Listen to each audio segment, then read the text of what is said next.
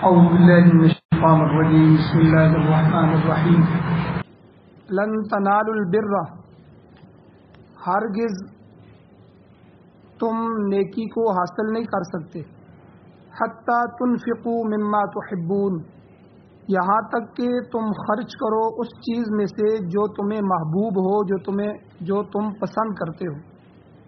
جب تک اپنی پسندیدہ چیزوں میں سے اللہ کے راستے میں خرچ نہیں کرتے، نیکی کے مقام کو نہیں پا سکتے۔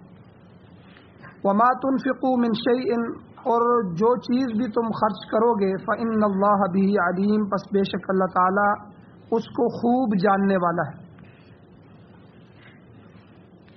سورہ آل عمران کی آیت نمبر 92 آپ کے سامنے تلاوت ہوئی ہے، آپ نے ترجمہ سنا۔ الحمدللہ 3 سپارے ہمارے مکمل ہو گئے ہیں اور آج 4تھے سپارے کی ابتدا ہے۔ سب سے پہلے ربط آیات ہیں، ان آیتوں کا پچھلی آیتوں سے ربط کیا ہے۔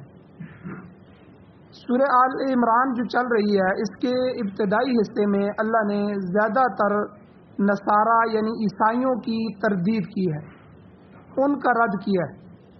وہ جو وفد آیا تھا نجران کا، عیسائیوں کا، حضور سے مناظرہ کرنے کے لیے، بحث و مباحثہ کرنے کے لیے، اللہ تعالیٰ نے حضور کی زبان سے ان کو شکست دی، اور تقریباً 80-82 آیات جو گزری ہیں، یہ ابتدائی جو ہیں، یہ ساری کی ساری عیسائیوں کے بارے میں، اور اللہ تعالیٰ نے عیسائیوں کے غلط عقائد کا رد فرمایا اور انہیں اصلاح کی دعوت دی۔ تاہم اہل کتاب ہونے کی حیثیت سے یہودیوں کا ذکر بھی بیچ میں آ گیا۔ اللہ تعالیٰ نے ان کی خرابیاں بھی بیان کی ہیں اور ان کے غلط عقائد کی بھی تردید کی ہے، اور اس کے ساتھ ساتھ اللہ تعالیٰ نے ان پچھلی آیات میں ملت ابراہیمی کا خلاصہ بیان فرمایا اور دین اسلام کے برحق ہونے کا اللہ نے تذکرہ فرمایا ہے، اور اس کی پیروی اختیار کرنے کی اللہ نے تلقین فرمائی ہے۔ اور اس کے ساتھ ساتھ اللہ نے یہ واضح فرمایا ہے کہ اسلام کے سوا اللہ تعالیٰ کسی چیز کو قبول نہیں کرے گا، اسلام کے علاوہ کسی دین میں کامیابی ممکن ہی نہیں ہے۔ وَمَن يَبْتَغِ غَيْرَ الْإِسْلَامِ دِينًا فَلَن يُقْبَلَ مِنْهُ، اللہ نے ضابطہ بیان فرما دیا، جو اسلام کے علاوہ کسی اور دین کو دین بنا کے لائے گا، دین کو تلاش کرے گا، ہرگز اس سے وہ قبول نہیں کیا جائے۔ اس کے بعد اللہ تعالیٰ نے ہدایت اختیار کرنے کے بعد دوبارہ جو لوگ پھر گمراہ ہو جاتے ہیں، مرتد ہو جاتے ہیں، دوبارہ گمراہی کے راستے پر چل نکلتے ہیں، اللہ نے ان کا رد فرمایا اور ان کی سزا کا اللہ نے تذکرہ فرمایا۔ اور اس سے پہلے اللہ نے پھر بیان فرمایا کہ جو لوگ کفر کی حالت میں رہتے ہیں اور کفر کی حالت میں مر جاتے ہیں، تو اگر وہ زمین بھر کر سونا بھی اللہ کو فدیے کے طور پر قیامت کے دن دینا چاہیں گے تو اللہ قبول نہیں کرے گا۔ تو کافر کی نجات ہرگز ممکن ہی نہیں ہے، ہمیشہ کا عذاب۔ اور جو کافر دنیا میں خرچ کرتا ہے، دنیا میں خرچ کیا ہوا مال بھی اسے کل قیامت کے دن کام نہیں آئے گا۔ تو آج کی جو آیتیں ہیں، آج کی ایک آیت ہے، اس میں اللہ تعالیٰ نے اہل ایمان کو خطاب فرمایا، ایمان والوں کو، مجھے اور آپ کو اللہ نے خطاب فرمایا، اور یاد دہانی کروائی جا رہی ہے کہ کافر چاہے کتنا بھی مال خرچ کریں، شرف قبولیت حاصل نہیں کر سکتا، وہ اللہ کے ہاں قبول نہیں ہو سکتا۔ البتہ اہل ایمان تھوڑی سی چیز بھی اللہ کے راہ میں خرچ کرے گا تو ایمان کی وجہ سے قبول بھی ہوگا اور اجر عظیم کا مستحق بھی وہ ٹھہرے گا۔ مقصد یہ ہے کہ قبولیت کا دار و مدار اسلام اور ایمان پر ہے۔ آپ دیکھیں دنیا میں کتنے کافر ایسے ہیں جو انسانیت کی خدمت میں بھی لگے ہوئے ہیں۔ بہت سے کافروں کی NGOs بنی ہوئی ہیں، تنظیمیں بنی ہوئی ہیں جو فلاح کا کام کر رہی ہیں، بہبود کا کام کر رہی ہیں۔ کئی ایسی ہیں جو پل بناتے ہیں، کئی ایسے ہیں جو یتیم بچوں کے تعلیمی اخراجات اٹھاتے ہیں، کئی جگہ سکول بنا کر دیتے ہیں، کئی جگہ جہاں پانی نہ ہو وہ ہینڈ پمپ اور جو ہے ٹیوب ویل اور اس طرح کے پانی کے سارے سسٹم کو جاری کرتے ہیں۔ کئی NGOs ہیں جو شادیوں کے اندر تعاون کرتی ہیں، یعنی یہ بھی ساری نیکیاں ہیں۔ تو یہ ساری کے سارے جو کافر کر رہے ہیں، ایمان نہ ہونے کی وجہ سے یہ ان کا بیکار ہے۔ علماء کہتے ہیں کہ ان کا بدلہ ان کو دنیا میں دیا جائے گا، اللہ کسی کے ساتھ ظلم نہیں کرتے۔ اسی وجہ سے آج دنیا کے اندر جو کافر ہے وہ محنت بھی کر رہا ہے اور خرچ بھی کر رہا ہے اپنی قوم پر، غربا پر، تو اس کی وجہ سے اللہ نے دنیا کی ترقی ان کو دے دی، تو آخرت میں ان کے لیے کوئی جو ہے وہ حصہ نہیں۔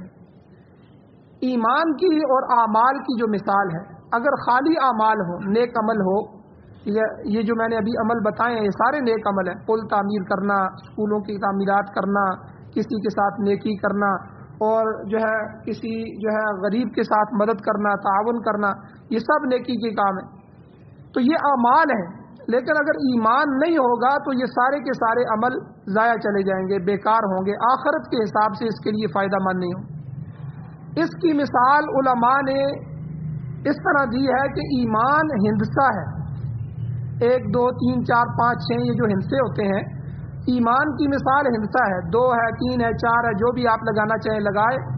اس کے بعد اعمال ہے، عمل کی مثال 0 کی ہے، تو آپ ہندسے کے بعد 0 لگاتے جائیں گے تو اس 0 سے ویلیو بڑھتی جائے گی، مطلب 1 ہے، 1 کے ساتھ آپ نے 1 0 لگا دیا ایک ہندسے کے ساتھ تو یہ 10 روپے بن گئے، 1 0 اور بڑھا دیا یہ 100 روپے بن گئے، 1 0 اور بڑھا دیا یہ 1000 بن گئے، 10,000 بن گئے، لاکھ، 10 لاکھ، کروڑ، 10 کروڑ، یعنی یہ ہندسہ جو ہے یہ ایمان ہے۔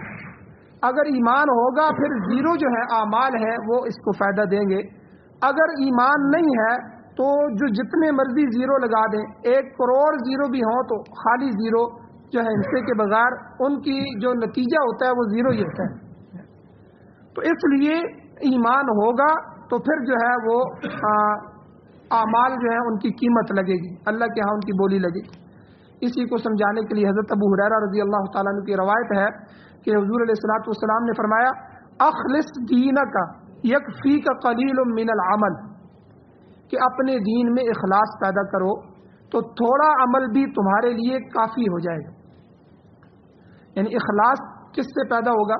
اللہ تعالیٰ کی وحدانیت کو تسلیم کرنا، یعنی اللہ ایک ہے، اللہ ہی نافع ہے، اللہ ہی ذار ہے، نفع دینے والی ذات، نقصان دینے والی ذات، اللہ کی ذات، اللہ کی وحدانیت کو تسلیم کرنا۔ نمبر 2، عقائد کی اصلاح کرنا، عقیدہ درست ہو، عقیدے کے اندر گڑبڑ نہ ہو۔ تیسرا، فرمانبرداری کا اظہار کرنا، اللہ کا فرمانبردار بننا۔ چوتھی چیز، نیت کی درستگی، جب دے رہا ہے تو نیت بالکل صاف ہو، اللہ کی رضا کے لیے ہو، کسی کو خوش کرنا نہ ہو۔ جب آپ کسی کو دیتے ہیں کہ وہ فلاں آدمی مجھ سے خوش ہو جائیں گے یا میرا چرچا ہو جائے گا، تو یہ عمل اسی کے لیے خاص ہو جاتا ہے، اللہ کے لیے نہیں رہتا، اور اس کو ریاکاری کہتے ہیں۔ تو اس لیے یہ چاروں چیزیں ہوں گی تو اخلاص پیدا ہوگا، اللہ کی وحدانیت کو تسلیم کرتے ہوئے، عقائد کی اصلاح کی فکر کرتے ہوئے، فرمانبرداری کرتے ہوئے، نیت کو درست کرتے ہوئے، خالص کرتے ہوئے جب آدمی کوئی عمل کرتا ہے تو یہ اخلاص کی بلندیوں پہ پہنچ جاتا ہے۔ تو لہذا جب اللہ کی راہ میں خرچ کرنا چاہو تو ایک تو ان چیزوں کا خیال رکھو، دوسری چیز جو اس آیت میں اللہ نے بتائی کہ اپنی محبوب اور پسندیدہ چیز خرچ کرو تاکہ تمہیں اعلیٰ درجے کی نیکی حاصل ہو۔ آپ اگر گھٹیا چیز بھی خرچ کرو گے، نیت ٹھیک ہوگی، نیکی اس پہ بھی ملے گی، لیکن جو نیکی کا پورا مکمل درجہ ہے، اعلیٰ درجہ ہے، اللہ فرماتے ہیں لن تنالوا البر حتی تنفقوا مما تحبون، ہرگز تم نیکی کے کامل درجے کو نہیں پہنچ سکتے یہاں تک کہ تم خرچ کرو مما تحبون، ان چیزوں میں سے جن کو تم محبوب سمجھتے ہو، جو تمہارے دل کے اندر بیٹھی ہوئی ہیں۔ تو لہٰذا اعلیٰ درجے کی نیکی اگر حاصل کرنا چاہتے ہو تو تمہیں اپنی اعلیٰ چیزیں اللہ کے راستے میں خرچ کرنی ہوں۔ اور یہاں اللہ نے بر فرمایا، لن تنالوا البر، تم نیکی کو بر اور بر، یہ 2 اصطلاحیں قرآن و سنت میں کثرت سے استعمال ہوئی ہیں۔ بر سے مراد جنت بھی ہو سکتی ہے، ظاہر ہے کہ اعلیٰ درجے کی نیکی ہی کے ذریعے کوئی شخص جنت میں داخل ہو سکتا ہے، یا مطلقاً بر سے مراد عام نیکی ہے جس کی ادائیگی کے بعد انسان کو اچھا بدلہ ملتا ہے۔ مگر جب آدمی اپنی محبوب چیز کو خرچ نہیں کرے گا تو اعلیٰ درجے کا معیار بھی حاصل نہیں ہوگا۔ آپ دیکھیں سورہ ملک کے اندر اللہ فرماتے ہیں، یہ جو ہماری زندگی اور موت ہے نا، اللہ نے اس کے بارے میں فرمایا کہ الذی خلق الموت والحیات، لوگوں اس اللہ نے ہی موت اور زندگی کو پیدا کیا ہے، موت بھی اسی کی پیدا کرتا ہے، حیات بھی۔ اے اللہ آپ نے کیوں پیدا کیا ہے ان کو، ہمیں زندگی کیوں دی ہے، پھر موت کیوں دے دیتے ہیں؟ اللہ نے فرمایا الذی خلق الموت والحیات لیبلوکم ایکم احسن عملا، تاکہ میں تم کو آزماؤں، تمہارا امتحان کروں کہ تم میں سے کون اچھے عمل کر کے آتا ہے۔ اب دیکھیں یہاں اللہ نے اکثر نہیں کہا، اکثر عملا، جو زیادہ عمل کر کے آتا ہے، یہ نہیں کہا احسن عملا کا۔ علماء نے عجیب نکتہ یہاں لکھا ہے کہ اللہ نے کہا جو حسین عمل کر کے، خوبصورت عمل کر کے۔ ایک آدمی 200 رکعتیں پڑھتا ہے، 200 رکعت نفل پڑھتا ہے، لیکن وہ کبھی اوپر ہوتا ہے نیچے ہوتا ہے، جلدی جلدی جو ہے وہ 200 رکعتیں گن کے پوری کرتا ہے۔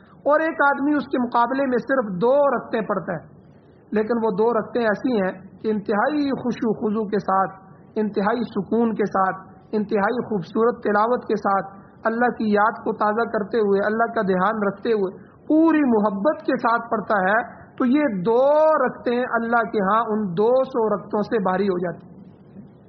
تو یہ احسن عمل ہے، حسین عمل، اللہ کے لیے خوبصورت عمل کر کے لاؤ۔ تو اس لیے یہاں محبوب چیز کو اللہ کے راہ میں خرچ کرو تو اعلیٰ درجے کا معیار آپ کو حاصل ہو جائے گا۔ اور ایک اور نکتہ علماء نے یہاں لکھا ہے کہ ان معانی میں پہلی جو آیتیں گزری ہیں ان کے ساتھ بھی ربط پیدا ہو جاتا ہے۔ اہل کتاب جو تھے یہودی، وہ ایمان کیوں نہیں لاتے تھے؟ ابو جہل، ابو لہب جو مکہ کے سردار تھے، یہ حضور کو سچا مانتے تھے۔ حدیثوں میں آتا ہے کہ چھپ کے قرآن بھی سنتے تھے، اپنی نجی مجلسوں میں انہوں نے اقرار بھی کیا کہ ہم مانتے ہیں، لیکن اس کے باوجود یہ لوگ ایمان کیوں نہیں لائے؟ یہودی ایمان کیوں نہیں لائے؟ عیسائی ایمان کیوں نہیں لائے؟ تو اہل کتاب یعنی یہودی ایمان اس لیے نہیں لاتے تھے کہ انہیں اپنی محبوب جو چودراہٹ ہے اسے قربان کرنا پڑتا۔ ظاہر بات ہے جب حضور پر ایمان لاتے تو حضور کا غلام بننا پڑتا، صحابی بننا پڑتا، جو حضور کہتے تو پھر اس طرح ماننا پڑتا۔ ایمان نام ہی اسی کے ہے کہ حضور کی ہر چیز کو دل سے مانے اور اس کو تسلیم کرے اور اس پر عمل کرے۔ تو اب جب ایمان لاتے تو جو چودھری تھے، جو سب کچھ تھے، وہ قربان کرنا پڑتا۔ اور نجران کے جو عیسائی آئے تھے، یہ جو وفد حضور کے پاس آیا تھا، جو آل عمران سورت کا شان نزول ہے، یہ ان کو حضور نے بحث و مباحثے میں دلائل دیے، دلائل میں یہ ہار گئے۔ اور پھر حضور علیہ السلام نے اگلا اللہ کے حکم سے مبالغے کا چیلنج دیا، اچھا دلائل نہیں مانتے ہو تو نکلو میدان میں، مبالغہ کرتے ہیں، تم اپنی عورتوں بچوں کو بلاؤ، اپنی جانوں کو پیش کرو، ہم بھی اپنی عورتوں بچوں کو خود آتے ہیں اور اللہ سے دعا کرتے ہیں اللہ جھوٹوں پر لعنت کرے، عذاب بھیجے۔ اب یہ اس میں بھی ڈر گئے، ان کو پتا تھا کہ حضور سچے ہیں۔ اب مان کیوں نہیں رہے تھے؟ تو یہ مان اس لیے نہیں رہے تھے کہ حضور علیہ الصلوۃ والسلام پر جب ایمان لائیں گے تو جو کچھ ہمیں روم کے بادشاہ نے دیا ہے وہ ساری زمینیں، وہ ساری جائیداد وہ واپس لے لے گا۔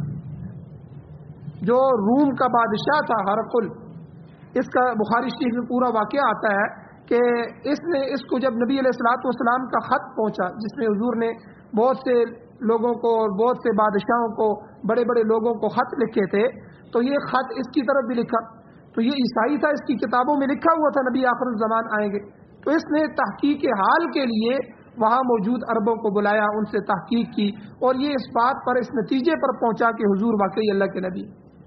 اب جب اس نے یہ بات اپنی کابینہ میں رکھی کہ عرب کے اندر ایک نبی آ چکا ہے جنہوں نے نبوت کا دعویٰ کیا ہے، اچھا عربوں کو لوگ بدو سمجھتے تھے، غیر تہذیب یافتہ لوگ، تو انہوں نے کہا کہ وہ غیر تہذیب یافتہ لوگ ہیں، بدو قسم کے لوگ ہیں، جاہل لوگ ہیں، ان کی ہم پیروی کریں گے، ان کے پیچھے چلیں گے۔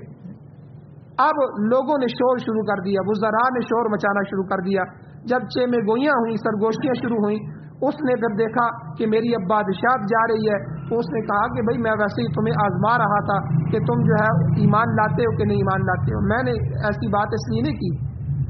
اب دیکھیں، یعنی بادشاہت کو نہیں چھوڑ سکتے تھے، سمجھ گئے تھے کہ حضور آخری نبی، تو اس لیے وہ جو جاگیریں اور جو اعزاز عیسائیوں کو ملا تھا، تو وہ نجران کے جو عیسائی تھے حضور کے پاس، حضور کے دلائل میں بھی وہ شکست کھا گئے، مبالغے میں بھی نہیں نکلے، اور سب کچھ کرنے کے باوجود صلح بھی کر لی اور سالانہ جزیہ بھی قبول کر لیا، اتنے کپڑے، اتنے اونٹ، اتنی چیزیں ہم سالانہ دیں گے، ٹیکس آپ کو دیں گے، لیکن ہم ایمان نہیں لاتے۔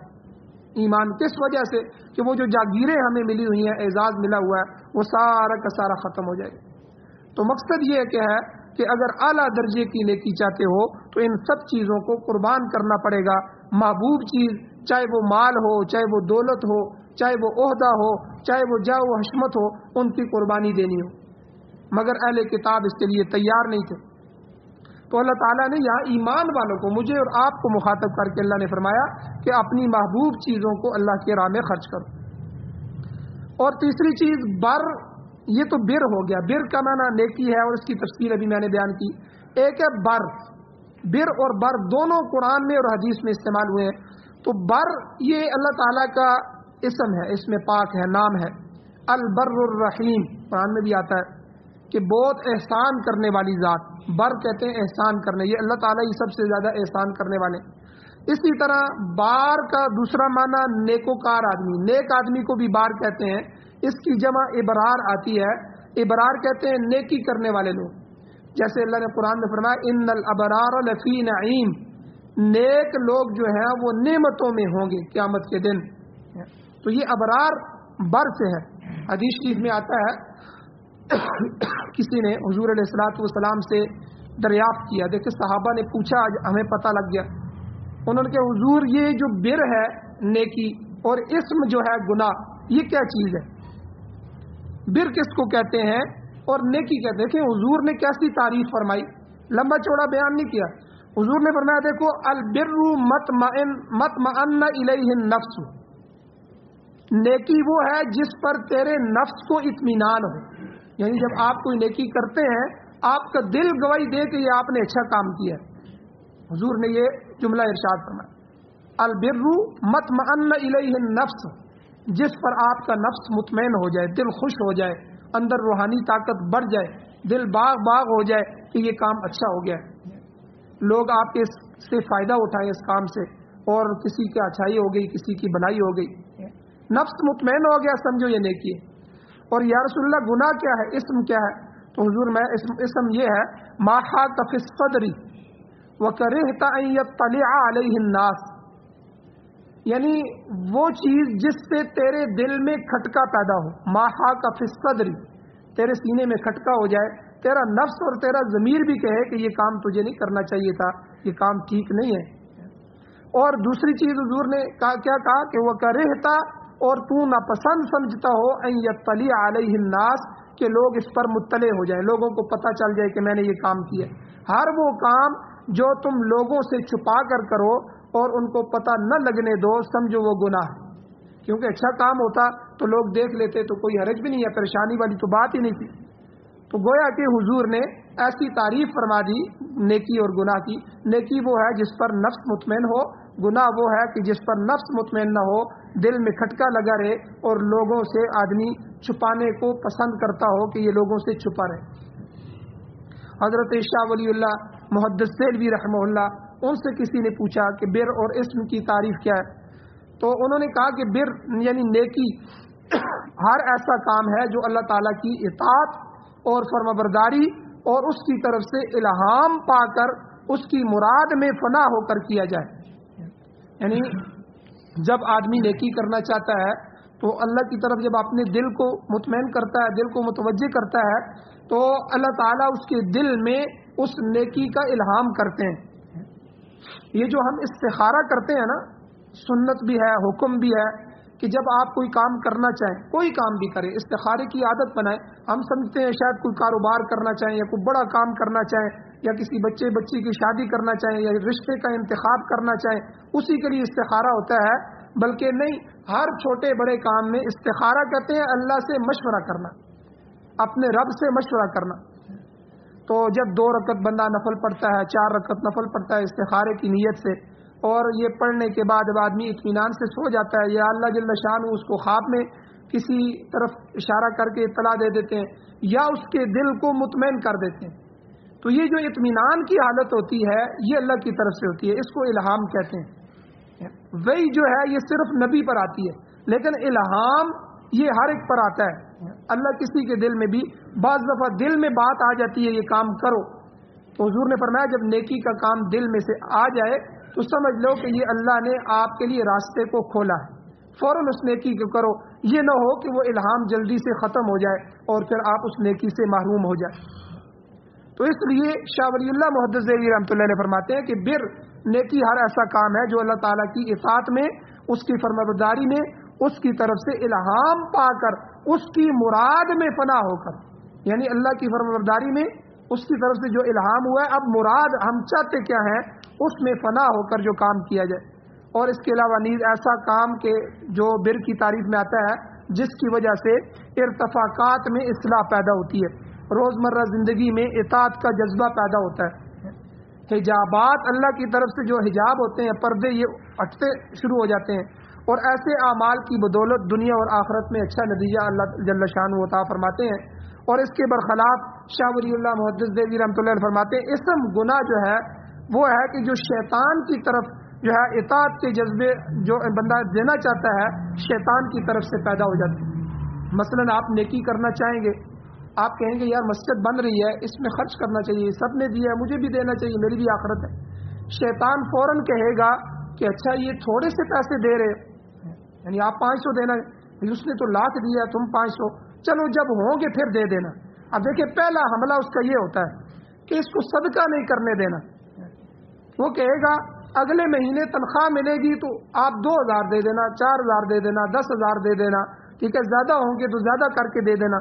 اس موقع سے جو دل میں خیال پیدا ہوا، سمجھ لیں کہ یہ نیکی کو ٹالنے کے لیے شیطان کی طرف سے ہوا. یا فوراً کہیں کہ یہ 500,000 میں ابھی دوں گا، بعد میں جس وقت بھی آئیں گے میں اس وقت وہ بھی دے دوں گا، اتنے بھی دے دوں گا. تو اس لیے تو شاہ ولی اللہ محدث دہلوی فرماتے ہیں کہ جو شیطان کی اطاعت کے جذبے سے انجام دیا جاتا ہے، اس کی طرف سے جو دل میں پیدا ہوتا ہے، اسی کو سورۃ الناس میں اللہ نے کیا کہا، قل اعوذ برب الناس، اے لوگوں کی رب سے پناہ مانگو. یعنی اللہ خود اپنی پناہ میں لوگوں کو آنے کا کہہ رہے ہیں، مجھ سے پناہ مانگا کرو. یا اللہ کس سے پناہ مانگے؟ ملک الناس، لوگوں کے بادشاہ اللہ جل شانہ سے پناہ مانگو، اللہ کی پناہ میں آ جاؤ. کس سے؟ الہ الناس، یعنی لوگوں کے وہی الہ، یعنی اللہ نے تینوں آیتوں میں اپنی صفات بیان فرمائی. من شر الوسواس الخناس، ان لوگوں کے شر سے جو وسوسے ڈالنے والے ہیں، خناس ہیں. یہ جو شیاطین ہوتے ہیں یہ ہر وقت الذی یوسوس فی صدور الناس، لوگوں کے دلوں میں وسوسے ڈالتے رہتے ہیں. یہ بار بار جو گناہ کا کام کرنے کا دل کرتا ہے، دل میں خیال پیدا ہوتے ہیں، اس طرف چلے جاؤ، اس مجلس میں بیٹھ جاؤ، اس میں جاؤ، فلاں دوست کو ملتے ہیں، اس کے ساتھ مل کر وہ فلاں چیز دیکھنے کے لیے جاتے ہیں، تو غلط چیزوں کا جو خیالات آتے ہیں یہ سارے کے سارے الذی یوسوس فی صدور الناس. تو یعنی اللہ فرماتے ہیں من الجنۃ والناس، جنوں میں بھی ایسے لوگ ہوتے ہیں اور انسانوں میں سے بھی ہوتے ہیں، لوگوں میں سے بھی شیطان قسم کے لوگ ہوتے ہیں جو دوسروں کو بس گمراہ کرنے کے اندر لگے رہتے ہیں. تو اس لیے ان تمام لوگوں سے اللہ کی پناہ میں آ جایا کرو. یہ جو ہم اعوذ باللہ من الشیطان الرجیم پڑھتے ہیں، یہ کیا پڑھتے ہیں؟ اے اللہ میں آپ کی پناہ میں آتا ہوں شیطان مردود کے شر سے، اس شیطان مردود سے. تو اس کی بڑی فضیلت ہے. تو اس لیے جو شیطان کی طرف سے پیدا ہوتا ہے، نافرمانی کا جذبہ شیطان ابھارتا ہے، یہ اسم ہے. اور اس کا نتیجہ جو ہوتا ہے دنیا اور آخرت ہر دونوں مقام میں بڑا ہی برا مرتب ہوتا ہے، وہ جہنم میں پہنچا کے رہتا ہے. اللہ جل شانہ سے دعا ہے اللہ ہمیں عمل کی توفیق عطا فرمائے، نیکی کرنے کی توفیق عطا فرمائے. باقی نیکی کی بہت سی مثالیں ہیں، صحابہ نے کس طرح محبوب چیزیں خرچ کی، انشاءاللہ کل کے درس میں بیان کی جائیں. آمین. الحمدللہ رب العالمین والعاقبۃ للمتقین والصلاة والسلام علی رسولہ النبی الامی الکریم. اللهم ربنا آتنا فی الدنیا حسنۃ وفی الآخرۃ حسنۃ وقنا عذاب النار. یا اللہ ہماری کمیوں کو تائیوں کو معاف فرمائیے، درگزر فرمائیے، صغیرہ کبیرہ گناہوں کو معاف فرمائیے. یا اللہ ہمارے ایمان کی حفاظت فرمائیے، ایمان میں ترقی نصیب فرمائیے. یا اللہ ایمان اور اعمال کا نور نصیب فرمائیے. یا اللہ قرآن و سنت کی بہاریں نصیب فرمائیے، قرآن و سنت کا غلبہ نصیب فرمائیے. دنیا اور آخرت کی جو ہماری منزلیں ہیں ان کو آسان فرمائیے، دنیا و آخرت میں بھلائیاں نصیب فرمائیے. یا اللہ جو بیمار ہیں ان کو شفا دیجیے، جو یا اللہ ایمان کی حالت سے اس دنیا سے جا چکے ہیں یا اللہ ان سب کی بخشش فرمائیے. یا اللہ ہم سب کو بھی قبر حشر آخرت کی تیاری نصیب فرمائیے، خاتمہ ایمان پر فرمائیے.